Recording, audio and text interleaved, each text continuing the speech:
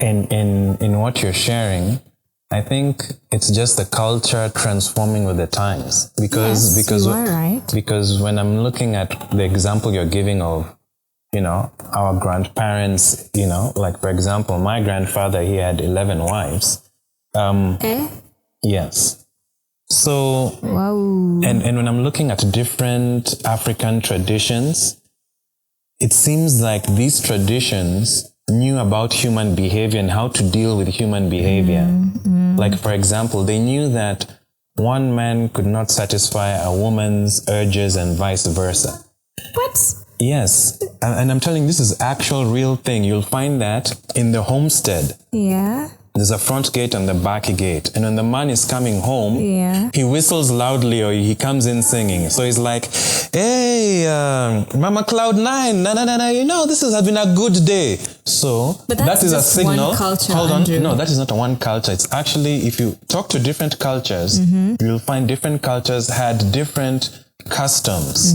So that man that you were with, you guys know, you know what's going on? He'll get back. He'll escape through the back gate and go.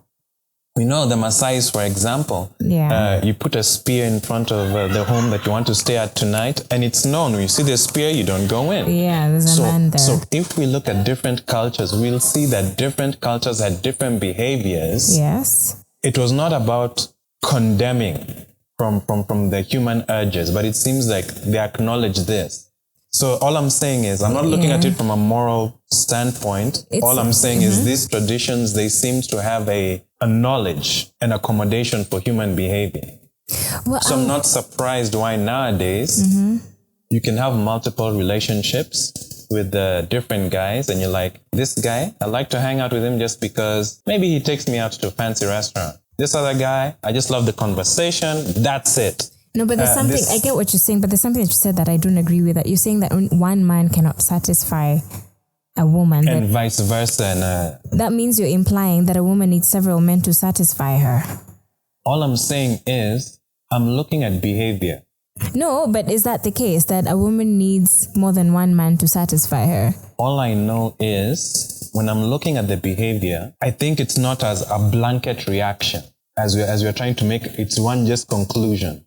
Because even when you talk to people who are, let's say, in a monogamous relationship and they cheat on each other, you can see the reason they probably say is, the person was not emotionally available for me.